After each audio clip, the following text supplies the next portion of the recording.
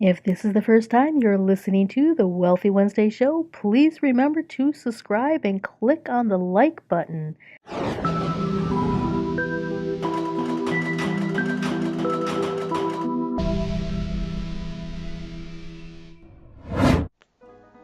Welcome to the Wealthy Wednesday show. I am your host, Lucy McMonagle.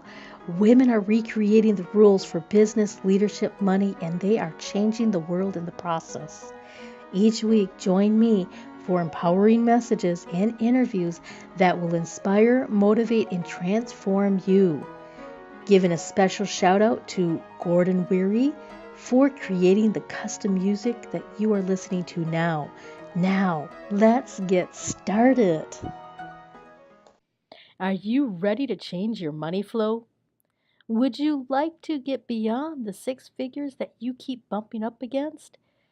Well, let me tell you, my book, Magical Money Manifestations, is going to help you create money manifestations on autopilot so that you will have more money, more freedom, and more joy in your life.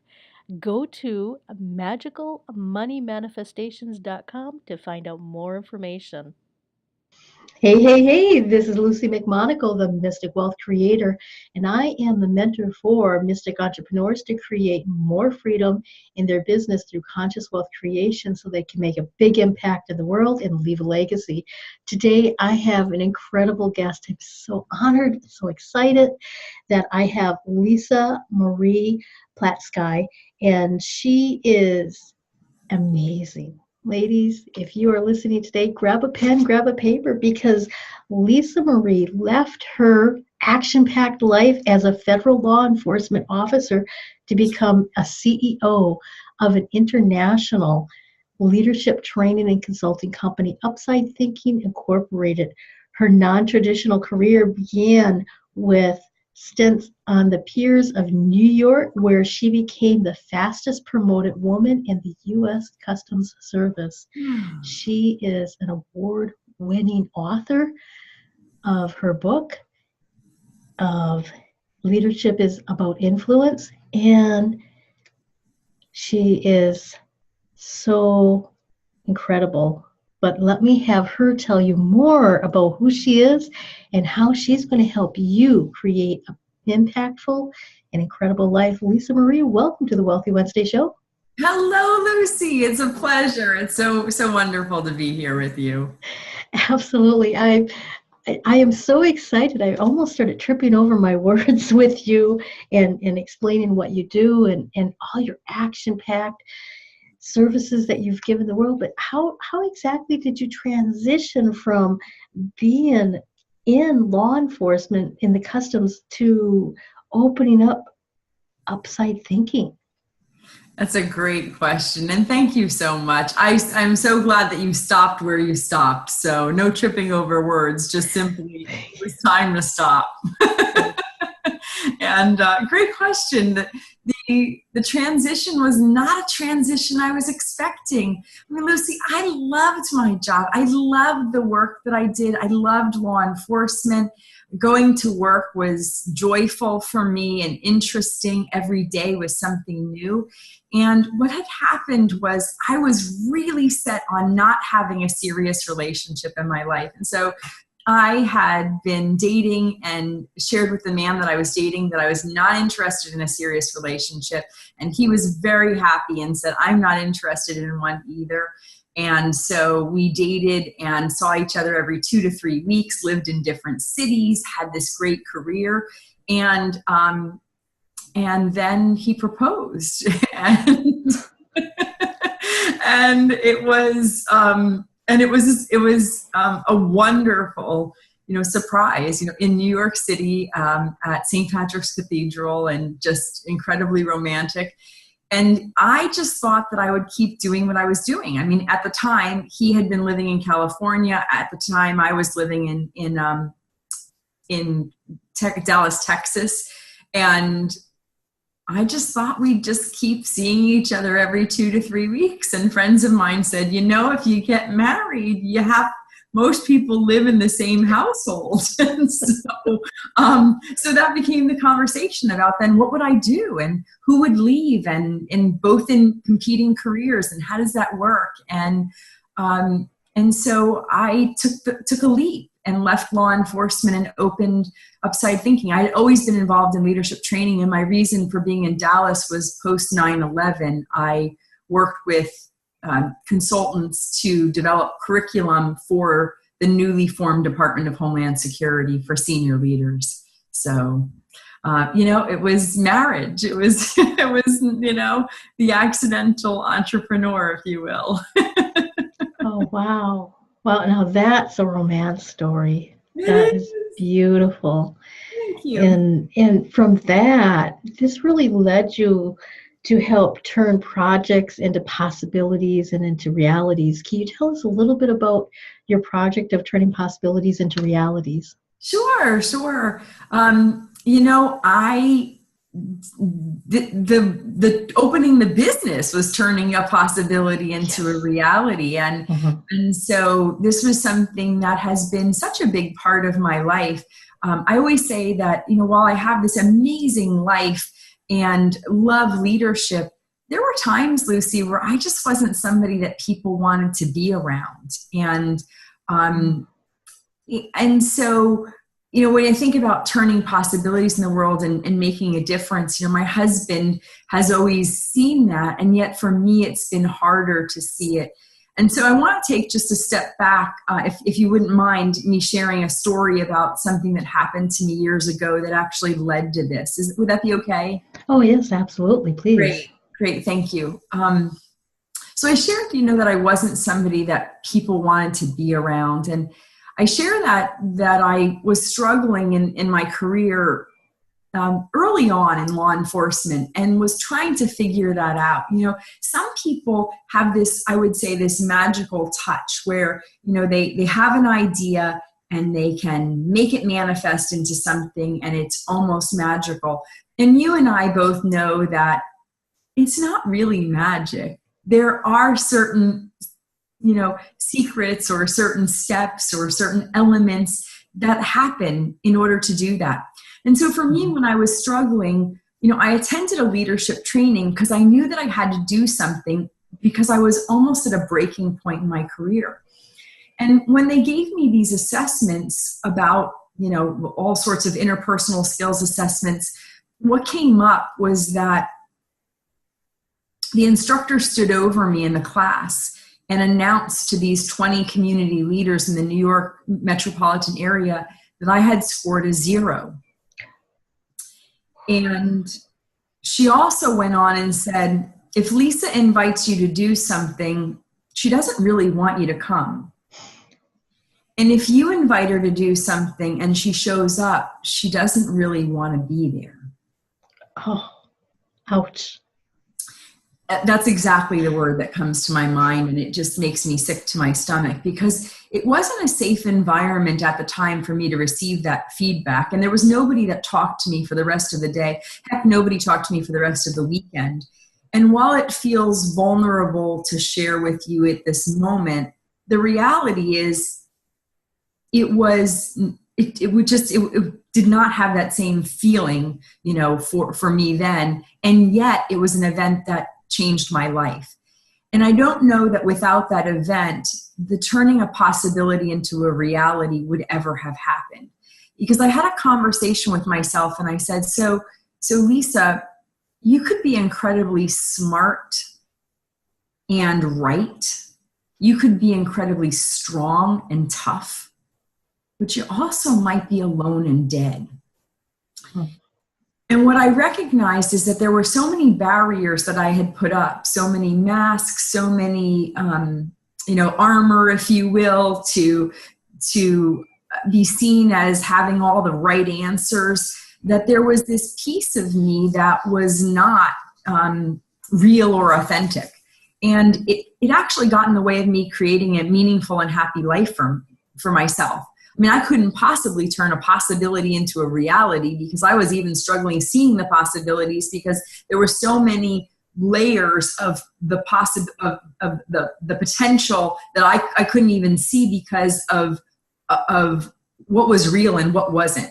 What did people want to see? And I would give them that.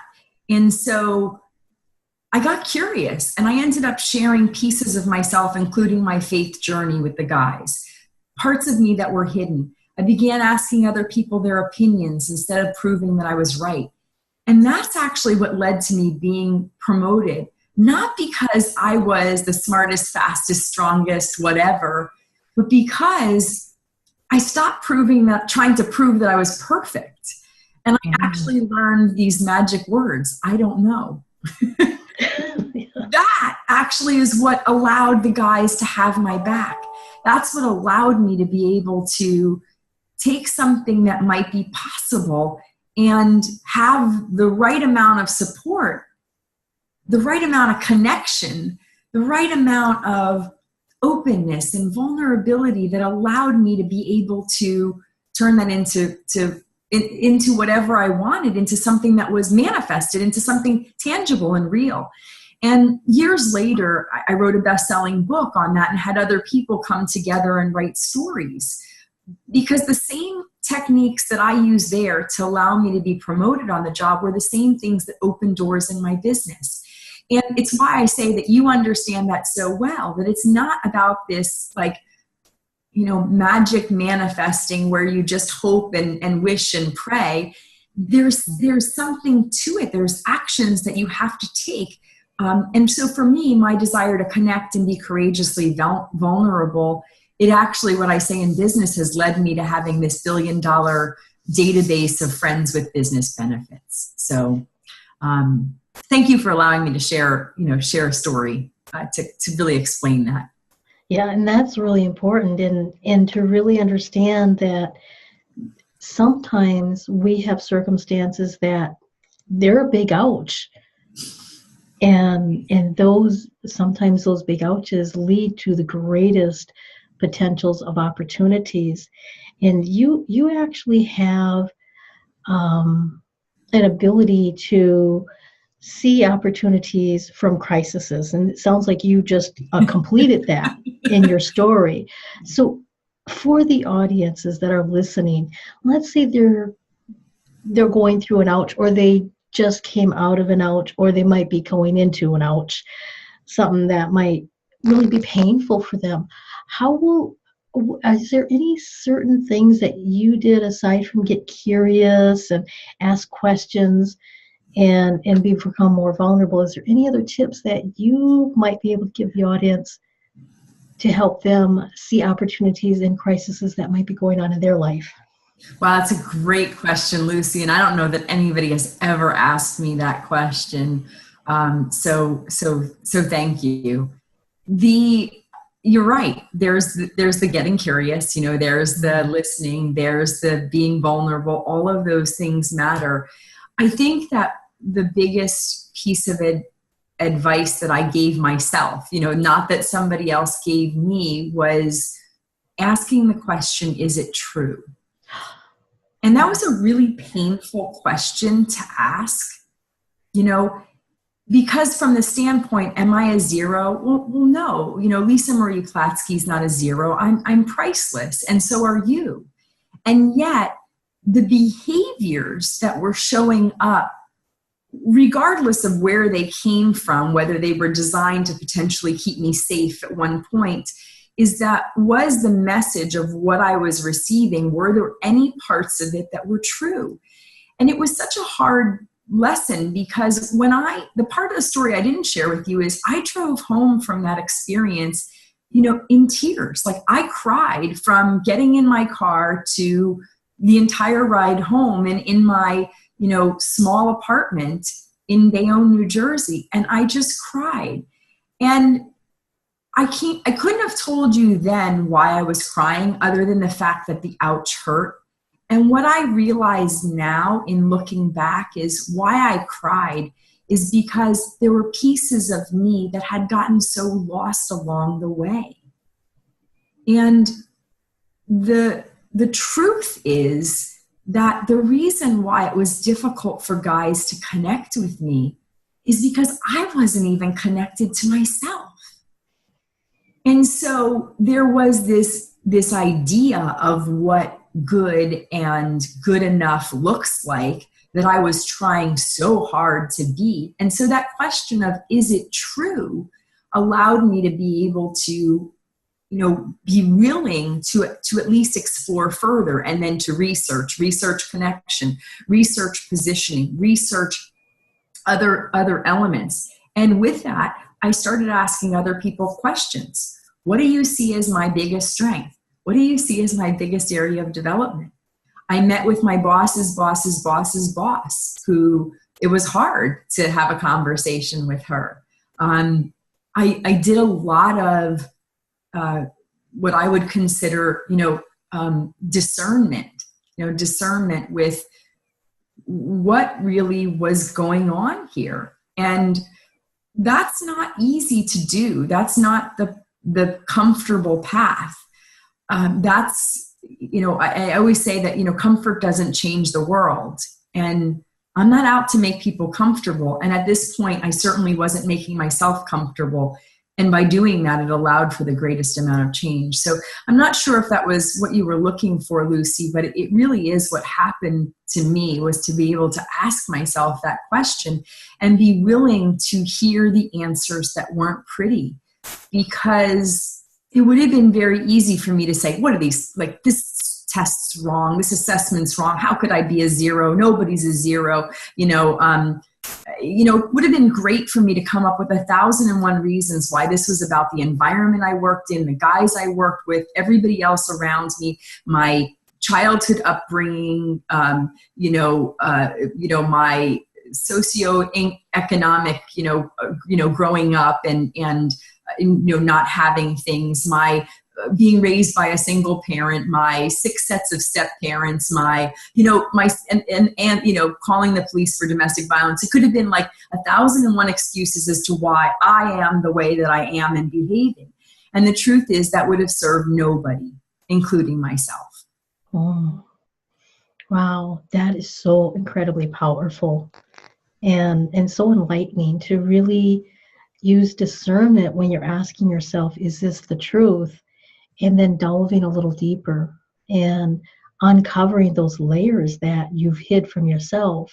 And that helps individuals in a lot of different aspects. And you also have this acronym called WORK.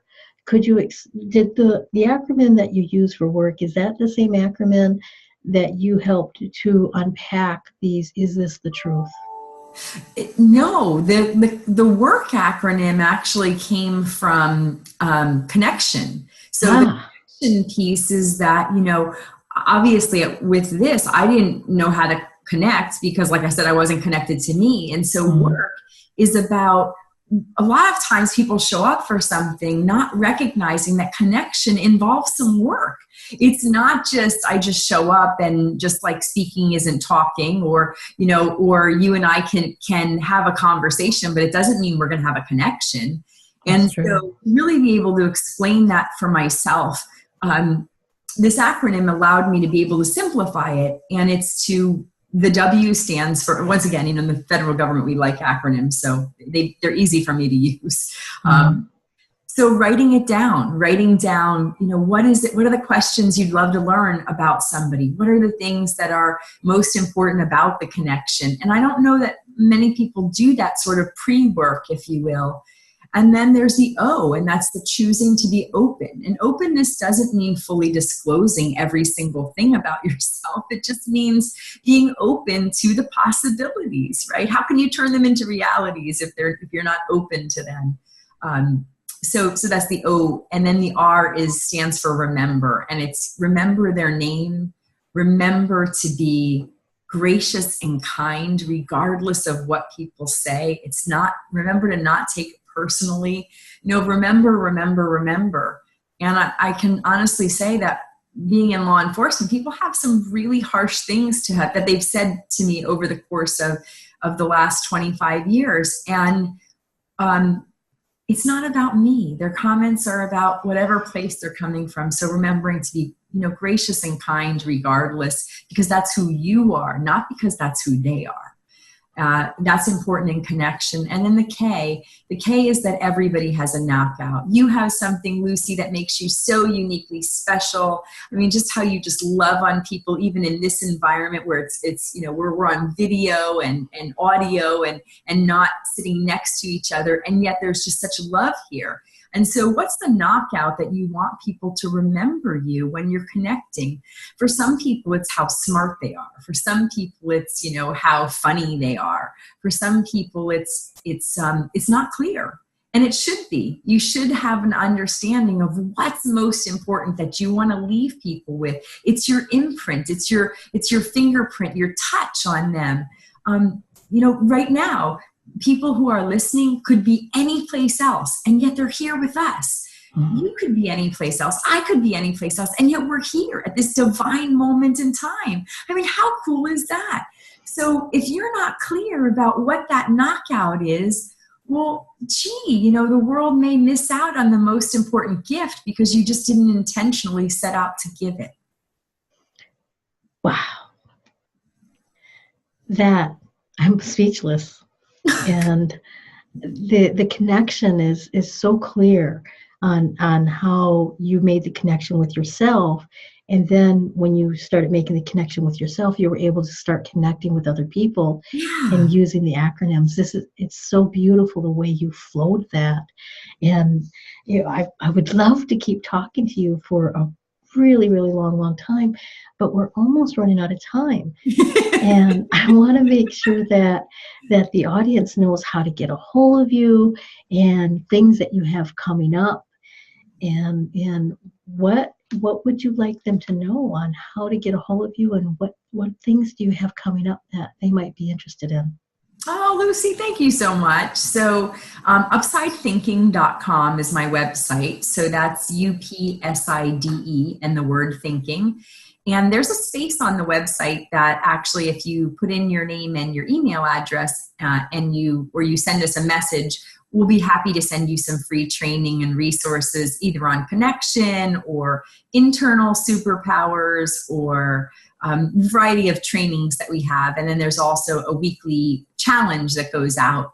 Once again, encouraging courageous, vulnerable leaders to step into their leadership role, because the world really needs you and your brilliance. And so that's one way. And one of the upcoming things that I have is I have an event that happens every January called Design Your Destiny Live, and so love it because it's a room filled of just that, other courageous leaders who have a safe space to be able to map out their plan for the year, connect, have deeper conversations, and like I say, I'll say it again, safe space. That's far more important to me, that people who are interested in that type of transformational leadership for the world have a place to come. So that's Design Your Destiny, and there's more on it on the Upside Thinking website, as well as at designyourdestinylive.com. Wow. Lisa Maria, this has been so phenomenal. Thank you for being a phenomenal, honored guest on the Wealthy Wednesday show. This was definitely a pen and paper show to write it down, and for individuals to come back to it over and over again. So thank you for being on the show. Thank you so much, Lucy. It's truly an honor, truly a pleasure, and a delight. You hold such safe space as well. So thank you for having me. Thank you. And I want to thank my audience. You are the reason why I get these phenomenal expert guests every single week, so that you will be able to have tips and strategies to improve your personal life, grow your business, and to make more connections with the greater world so you can leave a legacy and make an impact. So make sure you hit the subscribe button if you're listening to us on YouTube, and be sure to check out my website at lucymcmonagle.com so that you can get to know me more, and I can provide you with more power so that you can have the type of life and business you desire. So until next time, abundant blessings. Are you ready to change your money flow? Would you like to get beyond the six figures that you keep bumping up against? Well, let me tell you, my book, Magical Money Manifestations, is going to help you create money manifestations on autopilot so that you will have more money, more freedom, and more joy in your life. Go to magicalmoneymanifestations.com to find out more information. Thank you for listening to the Wealthy Wednesday Show. This is your host, Lucy McMonagle. I am the Mystic Wealth Creator, a mentor for conscious women entrepreneurs, helping them create more freedom in their business through conscious wealth creation. I would love to extend to you a free gift. And all you need to do is go to my website at lucymcmonagle.com. That's lucymcmonagle.com to get your free gift. So until next time, abundant blessings.